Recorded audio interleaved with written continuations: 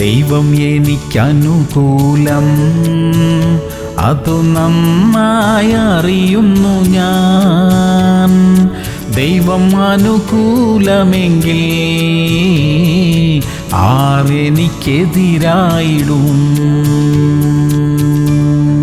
ഉൽപ്പത്തി 14:22. Abram Sodom രാജാവിനോട് പറഞ്ഞത്, ഞാൻ അബ്രാമിനെ സമ്പന്നനാക്കിയെന്ന് നീ പറയാതിരിപ്പാൻ ഞാൻ ഒരു ചരടാകട്ടെ ചെരുപ്പ് വാറാകട്ടെ നിനക്കുള്ളതിൽ യാതൊന്നുമാകട്ടെ എടുക്കയില്ല. പ്രിയമുള്ളവരെ, നമുക്ക് അർഹതപ്പെടാത്തത് ഒന്നും നമുക്ക് വേണ്ട.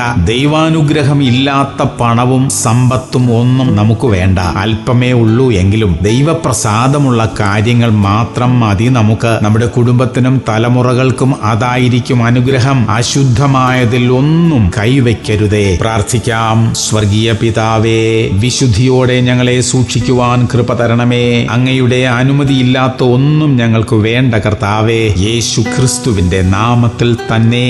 ആമേൻ, ആമേൻ, ആമേൻ.